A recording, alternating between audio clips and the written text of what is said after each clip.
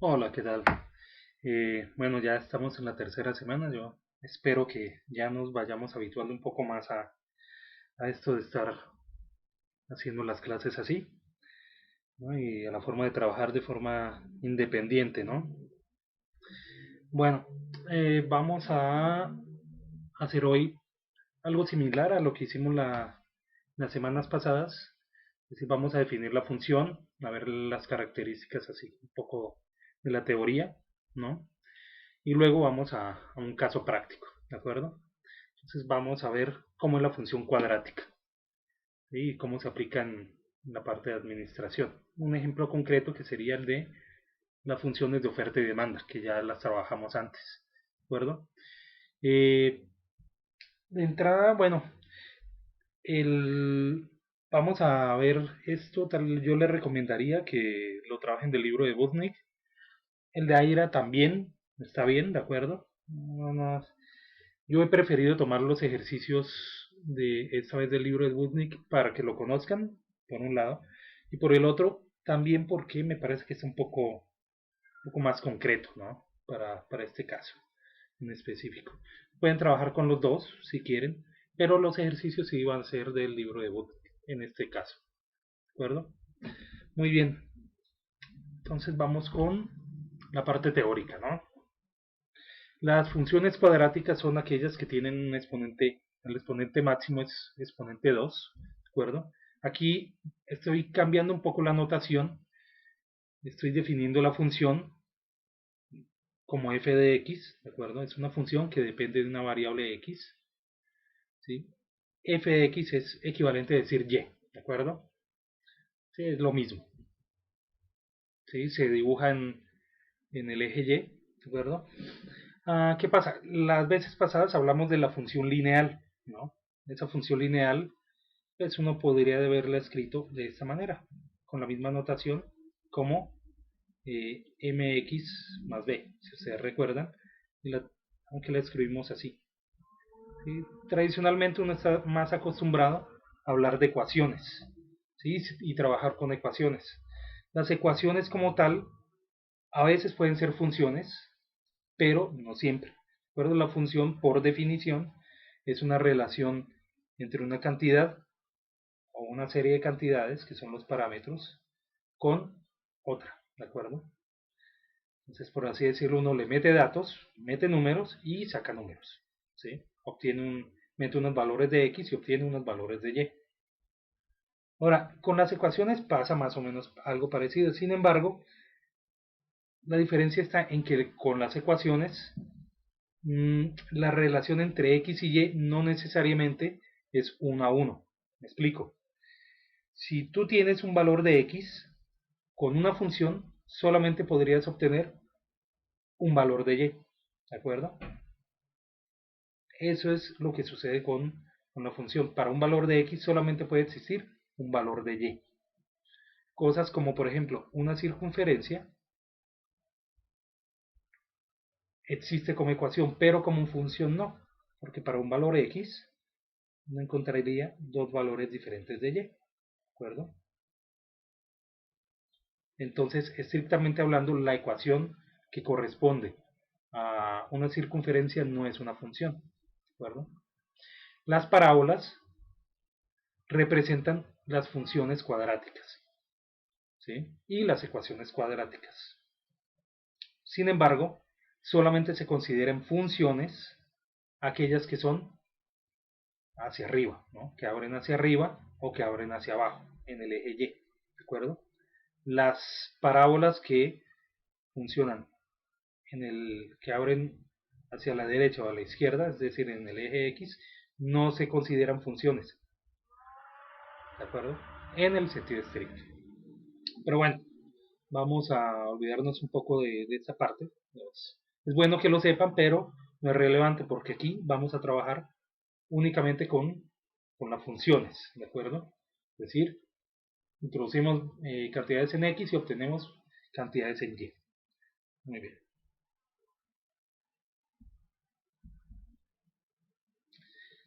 Vamos a borrar esto aquí. Esto no lo necesitamos. Muy bien. En general, para una Como dije, esta es la ecuación general para la función cuadrática. Entonces hay un coeficiente que acompaña a la x cuadrado, uno que acompaña a la x y uno que acompaña y uno que es independiente. Ahora, este a, para que esto sea una función cuadrática, siempre tiene que ser diferente de 0. Si fuera 0, entonces no aparecería el x cuadrado y tendríamos una línea recta, ¿de acuerdo? Que es esta parte de aquí. B puede ser 0, C también puede ser 0, ¿de acuerdo? Ahora, ¿qué características existen? Vamos a ver como ejemplo, les coloqué aquí esta función que es, voy a escribirla aquí un poco más grande, y igual a 2x al cuadrado menos 3, ¿de acuerdo? En este caso a vale 2 y c vale menos 3. El valor de b sería 0. Ustedes ven aquí no aparece algo que sea como b por x, un número multiplicado por la x. ¿De acuerdo? Muy bien, ¿qué características tienen estas ecuaciones o estas funciones? Primero, pueden tener hasta dos raíces. Entonces, una raíz, su significado geométrico son aquellos puntos donde la gráfica de la función corta el eje x. Entonces aquí se representan en verde con el punto A y el punto B, ¿verdad? Son estos puntos de acá. Esas serían las raíces, ¿verdad?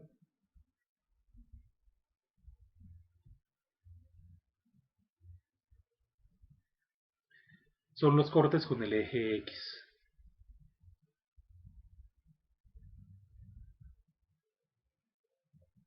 Muy bien, entonces ya definimos cuáles son nuestras raíces. ¿Cómo los podemos encontrar? Analíticamente, pues tendríamos que igualar y a 0. Entonces sería 2x al cuadrado menos 3 igualada a 0, ¿de acuerdo? Despejar x, ¿no? Y obtener el valor de x, ya sea factorizando, utilizando, despejando o de alguna manera, ¿no? Pero existe una forma general de hacerlo y funciona para cualquiera. Entonces, esa forma general es a través de la fórmula cuadrática, que comúnmente la conocen ustedes como la chicharronera, ¿no? Que es esta de aquí. Entonces, con esa fórmula cuadrática, pues ustedes introducen los coeficientes aquí, ¿de acuerdo? Y le van a dar hasta dos valores de x, ¿de acuerdo? Entonces puede ser que no existan valores o que los valores que les den, si, el, si estas operaciones dentro de la raíz, digamos, le dieran adentro un número negativo, ¿no? Digamos un menos 4, la raíz cuadrada de un número negativo es un número complejo, entonces significaría que nuestra gráfica estaría haciendo algo así, ¿de acuerdo? Entonces no estaría cortando como tal el eje X, sino que lo haría en los números complejos, ¿no? Pero bueno, uh, en el mejor de los casos no va a ser así, entonces vamos a tener algo como esto de acá, como nuestra alineación, ¿no? Nuestra gráfica, donde tenemos dos raíces reales, y entonces los valores de x serían las coordenadas x de estos dos puntos, de esas raíces.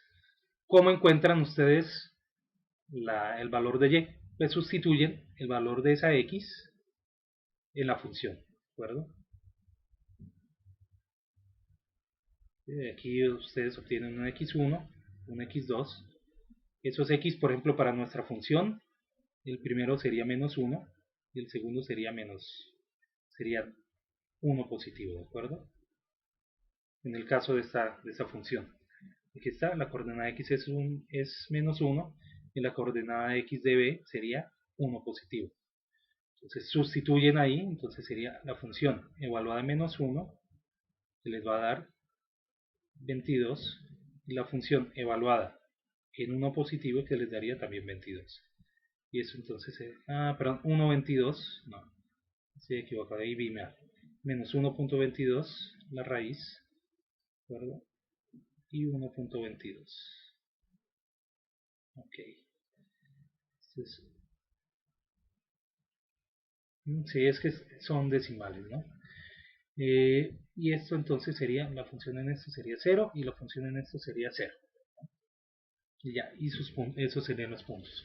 Menos 1.22,0 y el otro sería 1.22,0. Muy bien, entonces así es como funciona el asunto de las raíces. Existe otra característica de estas funciones cuadráticas. Como es una parábola, tienen un vértice. Entonces, estamos representándolo aquí con un punto rojo.